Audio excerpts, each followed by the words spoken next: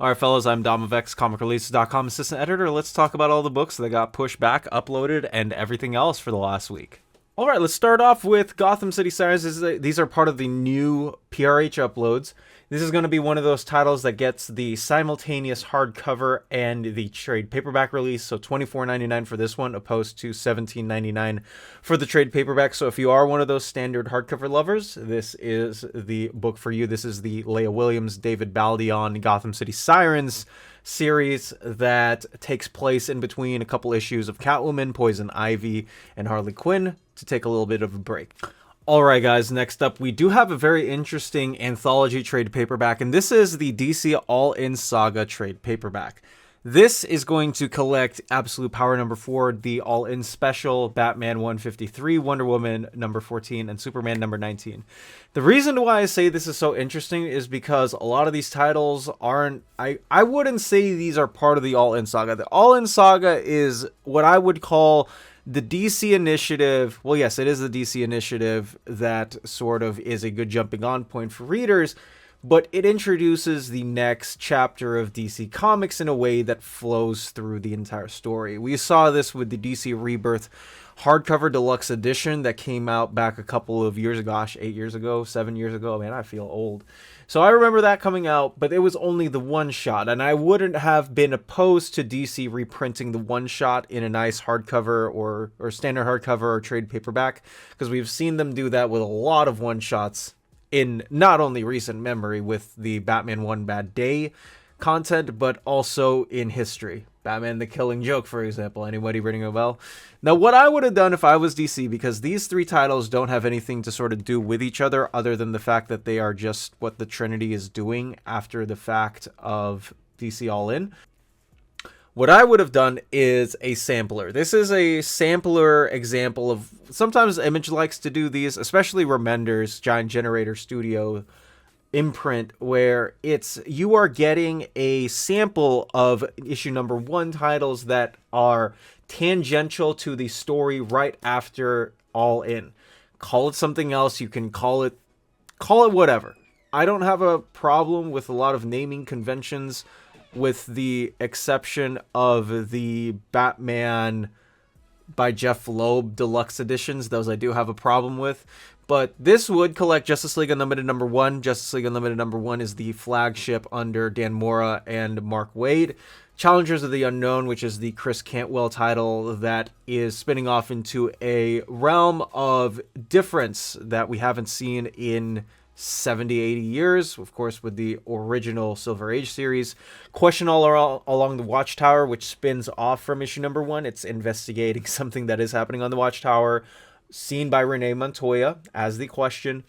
New Gods number 1, which is Ram V and Evan Cadle doing their own unique take on the pantheon of Apocalypse, and the Atom Project, which is spinning off from issue number 3 of Justice League Unlimited by Mark Waid. So those are just my thoughts. If they wanted to do a sampler, and I don't have any problem with that because we've seen that from other publishers to try to get into their material, it just feels weird seeing this when these just don't really have anything to do with each other, with the exception of there is some stuff that is picked up from Absolute Power in the DC All-In One Shot. And kudos to DC too, because the one shot sold out in the first week, so people were definitely involved. But I will also say the thing with this one shot is that it got a lot more people hyped up for the Absolute universe than it did for the main universe. From everything that I've seen and talked to, you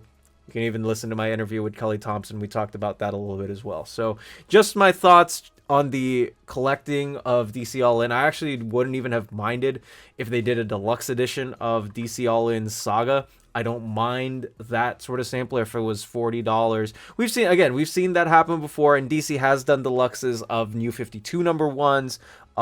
They even put out a Rebirth Omnibus, for crying out loud. So it's not that DC is immune to this. Probably spent way too long talking about this trade paperback, but those are my thoughts on the DC All-In Saga. Next up, we got a couple of Ghost Machine imprint delays, the first of which is Hyde Street number 3. This is the Jeff Johns, Ivan Reyes part of the Ghost Machine universe. This is part of the horror universe that they have started up with this imprint, and my personal favorite of the 4 books that Jeff Johns is carrying out with the artists that he has collaborated with for a long time / been friends with for a long time. So this is now coming out on the 15th of January of next year, as opposed to New Year's Day of January. Next up, we do have issue number 4, which is another 2-week delay. This is now coming out of High Street is coming out now on the 12th of February instead of the 29th of January of next year. And last but not least, we do have the Family Odysseys line of books with the Rockefellers. This is the Francis Manapul, Peter J. Tomasi. Francis Manapul is coloring this, by the way. I gotta say, that guy is... I'll pick up whatever that guy's doing. I do not care. This is now coming out on the 29th of January next year instead of the 22nd of January. Next up, we got Marvel Superheroes Secret Wars number 12, Facsimile Edition. This is now being pushed back 2 weeks out from the 4th of December to the 18th of December of this year.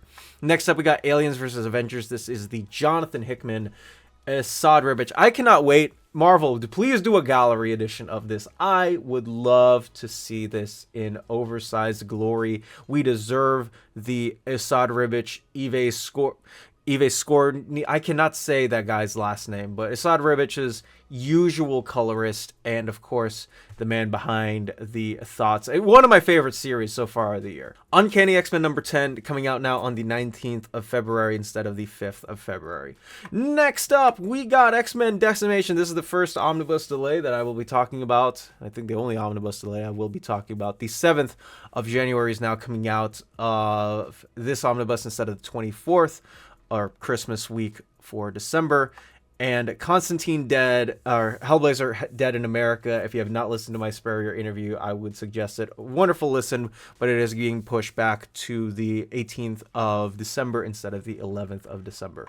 The Nice House by the Sea Volume 1 trade paperback, they are splitting the 12-issue series up by JT4 and Alvaro Martinez Bueno, coming out now on the 10th of June instead of the 4th of May of next year. All right, the last one that we are going to be talking about for the release date updates is the 1982 DC Style Guide. This is something that a lot of people have been looking for. This, of course, is based on the amazing art style and house style that Jose Luis Garcia Lopez invented so long ago.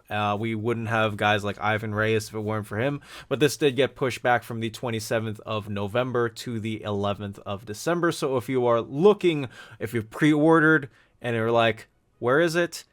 It's not going to be out for another couple of weeks. On top of that, if you are planning to buy this, this is only available in the US and Canada, so reach out to somebody there if you are international and not of the West. Let's talk about one canceled book. The first and only canceled book so far is Icon versus Hardware trade paperback, which is unfortunate. So if you were picking up a lot of the Milestone Returns books in trade paperback, there will be a missing spot on your shelf. This is available in standard hardcover, but this was slated to be out on the 4th of February of next year. No longer will be the case for you guys, unfortunately.